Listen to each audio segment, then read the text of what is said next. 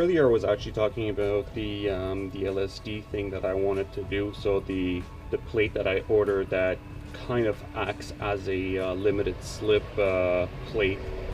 Definitely not similar, definitely not the same as getting an actual LSD transmission.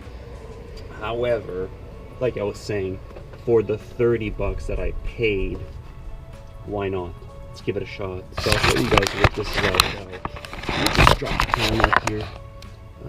This is what I have.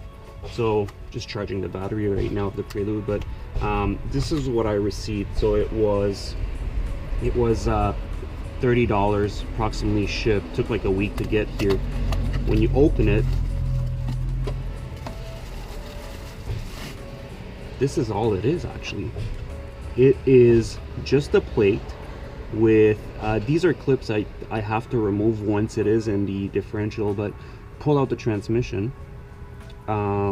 Once the transmission is opened, pull out the diff. Well, pull out the section where you can see the diff, and you slide this, like there's a pin in the diff that you have to remove.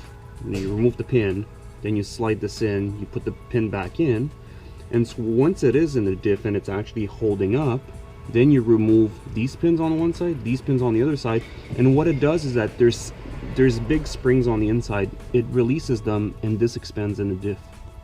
So whenever the gears are actually spinning, they spin against this, kind of limiting the slip of the diff. So it kind of does like I'm doing with my hands right now. So we'll give that a shot. We'll see if it works. Like I said, if it doesn't work, it's just going to be a good excuse to get another transmission. But for 30 bucks, you know what? Why not? Let's give it a shot.